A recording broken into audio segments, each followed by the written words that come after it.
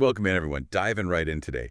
We're looking at this passage. You sent this over from 2 Kings, chapter 5, verses 1 through 14, Naaman's healing and humility, it's titled. Right. And that verse 14 really, I think, kind of sums it up. So he went down and dipped himself in the Jordan 7 times, as the man of God had told him. And his flesh was restored and became clean like that of a young boy.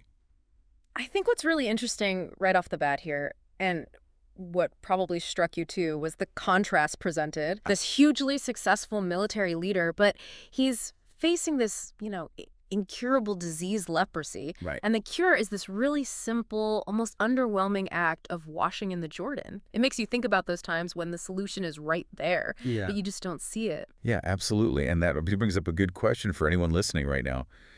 Have you ever been given a solution to a problem that felt, I don't know, almost too simple? Yeah. Maybe you hesitated because it didn't match your expectations of what a real fix should look like? Yeah. I know I've definitely been there, like, it can't be that easy. Yeah. There's got to be more to it. It's like we almost subconsciously equate a big problem with a complex solution. Right. Like if it's a huge deal, the answer must also be this big, grand, intricate thing. Right. How could it not be? So our mission on this deep dive is to really dig into this story for you listening and to pull out the lessons that are still so powerful today. Yeah. And, reading through the sources you sent over, there are 2 ideas that really stood out. Yeah. Humility leads to healing, and God's ways are higher than our ways. Mm-hmm. Yeah. So let's start with that first one, how humility played a role in Naaman's healing.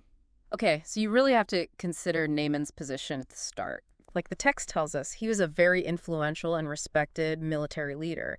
He's achieved a lot, very successful.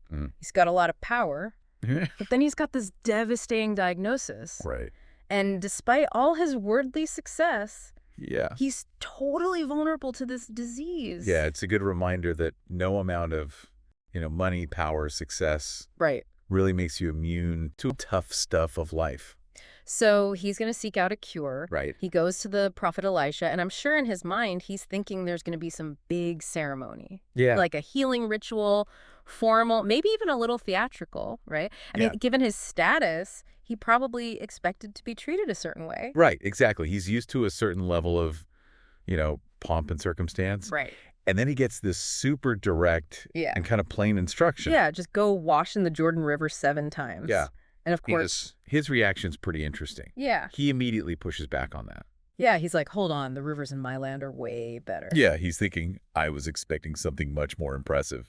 Yeah, he had this preconceived notion of how this should go. Exactly, and it didn't fit. And his pride is a huge roadblock here. Right. He's so wrapped up in his own importance and his expectations that he almost misses out on getting what he wants. It takes his servants to kind of reason with him a little bit, persuade him to just, try it.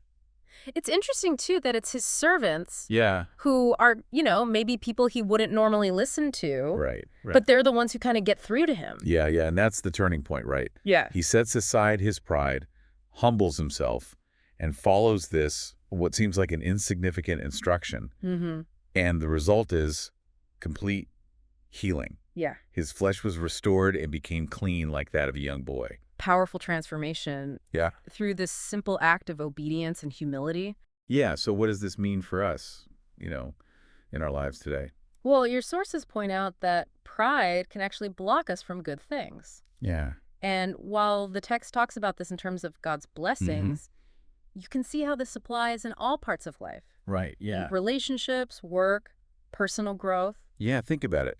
Have you ever dismissed a piece of advice? Maybe it came from someone you didn't expect. Right. Or it just seemed too simple. Like, it can't be that easy. Right, exactly. That initial resistance, thinking I know better or it should be more complicated, that can really stop you from finding a solution or getting the help you need. And the story really shows how real healing, whether it's emotional wounds, relationships, maybe even physical stuff, it often requires us to let go of our ego a little bit. Acknowledge that we don't have all the answers. Right. And to be open to things that, don't perfectly fit. Yeah, humility is like, it creates a space for change. It's so important to trust guidance. even when it doesn't make sense to you. Even if your own logic is telling you otherwise. Right. Naaman's reasoning told him that Jordan was inferior. Yeah. But Elisha's instruction, it was the key to his healing. And it came from a different understanding, a different perspective. Right. It's about understanding that there's wisdom outside your own viewpoint. Right. Different approaches that might work better than anything you could imagine. So how can we actually use this in our daily lives? Well, your sources have some really good ideas. Okay. First of all, it's about acknowledging your limitations and asking for help. Right. Without letting pride get in the way. Yeah, it's tough to admit you don't know everything or that you need help. It requires vulnerability. But like Naaman, that vulnerability can be a source of strength. Can open you up to new solutions. Your sources also say, follow advice. Yeah. Even if it seems really simple. Even if it doesn't fit what you expected. Maybe take that small piece of advice. And finally, they say, think about how you can help other people be humble. Right. Maybe be patient when someone's struggling to accept help. Yeah. Or share your own experiences. Yeah, those times when you let go of your pride. Right. It worked out for the best. That's a really good point. Yeah. All right, moving on to the second big lesson from your sources. Okay. God's ways are higher than our ways. Right. And this really comes straight from Naaman's initial reaction. Right, absolutely. Remember, he questioned Elisha's instructions. Yeah. Because it just didn't make sense to him. Yeah. Washing in a river, just a normal river, didn't seem like it could cure a serious skin disease. Right. He was expecting something much bigger, more dramatic. More impressive. But it was that small act of obedience, despite his doubts, where he was healed. Yeah. And it shows us that the most amazing results can come from the most unexpected places. Right. So for you listening, your sources point out that good strategies and solutions, or as the text calls them, God's plans, are often beyond our understanding. You might not get the logic at first. Right. But that doesn't mean they aren't the right way forward. It's about trusting the process. Right. Even if you don't get the why behind it. Yeah, it's like following those instructions to assemble something. Yeah. You might not see how step 3 connects to the final product. Right. But trusting those steps is how you get there. It's a good analogy. And your sources challenge us to think about times when we might be too stuck in our own thinking. Our own limited view, maybe overlooking other possibilities. Yeah, maybe there's a better way to handle something. Yeah. But we're not seeing it. So what can we do to be more open to the idea that maybe there's more going on than we realize? Your sources suggest first, try to trust the process. Okay. Or the advice you're given. Even if it doesn't make sense right away. Even if you don't get it at first. This takes a lot of faith. It does. It means stepping outside your comfort zone. What feels logical to you in that moment. And be open to advice from all kinds of places. Think about mentors. Yeah. Trusted colleagues, good research. Yeah. Even just perspectives that challenge your assumptions. Right. Don't get so stuck in your own way of thinking. You dismiss anything that doesn't fit. Right. And the sources also mentioned the importance of real-life examples. Stories where unexpected things worked out.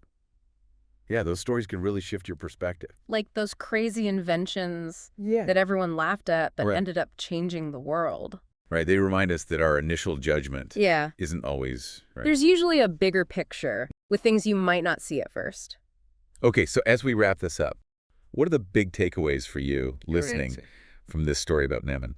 I think it comes down to seeing the power of humility. Yeah. Be willing to consider solutions that might not make sense to you at first. Right. Naaman's story really shows that sometimes the simplest things done with humility and trust can bring about the biggest changes.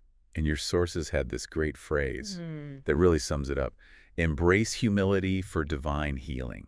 Saying that being humble and open can help you heal and grow. And change for the better. In every part of your life. It really makes you think, doesn't it? And here's a final thought for you. Think about a challenge you're facing, something you're stuck on. Could there be a simpler solution that you're overlooking? Yeah. Because you're so focused on how you think it should be solved. What would happen if you approached it with more humility? Yeah. And were open to some wisdom? Maybe the answer's staring you right in the face. Yeah, exactly. But you're too busy looking for something complicated. Right. To see it. Well, we hope this deep dive into Naaman's healing has given you some good things to think about. Yeah. Consider where a little more humility and openness might lead you in your own life. Thanks for joining us on the Deep Dive.